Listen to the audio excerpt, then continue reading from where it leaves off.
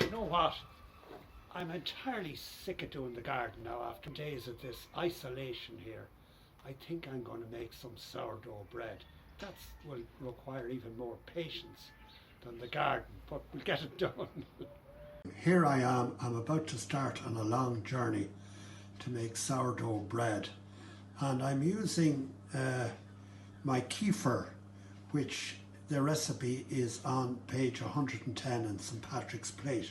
Now the next step is I've taken a cup of whole grain flour. I'm going to add the whole grain flour to a bowl which is big enough, and I'm going to have to let that rest. So you need a bowl that's large enough to allow it to expand, which it will over a while. You'll see as the process goes on. And then I'm going to add all of the ingredients in and mix that up with my whisk. Mix the flour and the yogurt or the kefir together well, and we're going to let that rest now for possibly 24 hours. It's very important that it's done at room temperature. So we'll cover it with a cloth and we'll put it in a warm place about 17 to 20 degrees, and it will form with little bubbles, and we'll show that tomorrow. And some moderate success. If you see down here just at the bottom, there's little bubbles starting to form. So a fermentation has taken place, and there's a slightly sour smell, which is exactly what you want.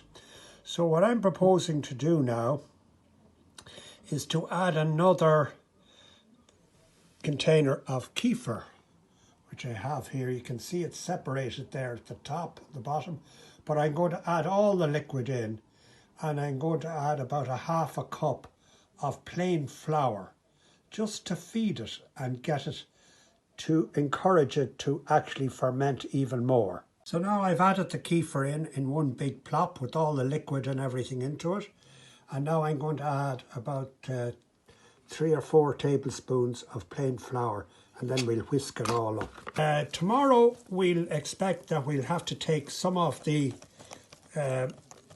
mixture out and add more flour to it. But with that mixture that I take out, I'm not going to let it go to waste, because I'm going to make waffles or pancakes from it. So no waste here. And you can see overnight from day 3, the sourdough starter has run out of energy and there are no more bubbles rising from it.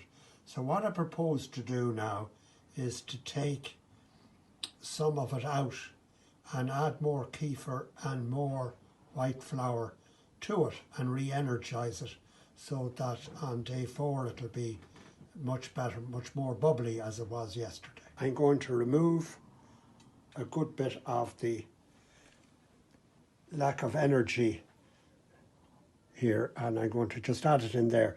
And from this mixture here, I'm going to make a waffle in a minute. But first of all, I'm going to go back to my starter now, and I'm going to add the number of kefir which equals the water, and some flour again, so that it'll re-energize it. 1, 2, 3, 4. And we mix all that together. Now that'll re-energize itself, and we leave that in a warm place until tomorrow. This is the discarded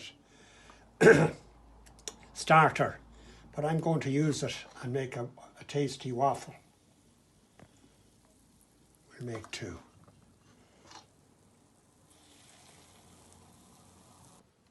Wow, look at those. There's my sourdough waffle with maple syrup. Day 4 of the sourdough challenge. I transferred it from the bowl which you saw before into this glass Kilner jar, because now we can kind of track its expansion and contraction. And as we feed it each day with the flour and the warm water, it gets very active. But I just like to see, I've put a rubber band, as you'll notice, around the jar, and that's marked its level at the moment, and it will expand up that jar and leave little rings on the side, but I'll be able to see. So what we're trying to learn about now is expansion and contraction, so that when we want to make the bread eventually, we want to get it in its expanding mode rather than in its contraction mode. So when it contracts, it needs more food and more water to give it more energy to go. So that's all I can report. This just shows what's driving everybody mad is you can't make sourdough quickly. But once we get this starter going, we'll only be using a portion of it, and we will have to feed it all the time, maybe once a week, put it in the fridge, take it out 24 hours before you want to bake again with it, and revive it, and it'll be very robust and will revive. But the whole thing is to have enough patience now while we're going. But with what I took off this morning, again, just like yesterday, I've had some waffles for breakfast, and they're working very well. So see you tomorrow. So here we are on day 6 of the sourdough challenge, and we've been feeding it very regularly. You can see it's quite active, it's bubbling up quite well. So I've decided, it normally takes 7 days, but I've decided to start the process, the next process. This is called the starter. Now what we need to do now is create the leaven. We've all heard of leavened bread. So what I'm going to do here is I've measured 320 grams of plain flour and 75 grams of stone ground flour, and I'm going to add to that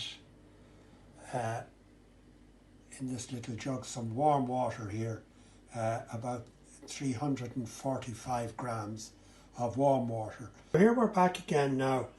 We've got the leaven, which is the white flour and the wholemeal flour and the water mixed together, and it's left for about 20-25 minutes at the moment.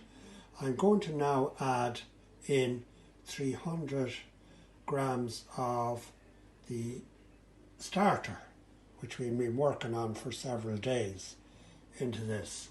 So I'll have to get back to you because again I don't have any cameraman, so we'll be back to you when I have 320 grams of the starter into the leaven. And we've quite a sticky mess I have to mix up now. Back to you again in a minute. We added in the starter for the sourdough, which we've been minding for a week, and now it's all come together, and I'm kneading it over and back now on the table. But again, I'm on my own, so I can't show you the process. But if you kind of keep a piece of it and pull it apart, if it tears like a nylon stocking, well then it's not quite ready yet. But if it stays together and you can almost see a shadow through it when you look through it, then it's ready. And I've just done that test with this. So the dough is ready now. And we'll just wrap it up and we'll put it in this bowl to prove for another few hours. Look at these two babies. They really have risen. Now last night they were in my fridge, and the natural yeast really got to work, and they were popping up over the top, so I was afraid they'd actually fall over if I left it until the morning. So at 1 o'clock in the morning I started to bake them. But look at them now, they're fantastic. Okay, we'll take them out and let them cool. So here they are cooling on the wire racks now, and the lovely smell throughout the house of the fresh baked bread is something to behold. So here they are. They really have risen up. I mean, if you see the height of that, it's very impressive. So delighted with those. We'll be taking an hour or so to let them cool, and then we'll have a slice.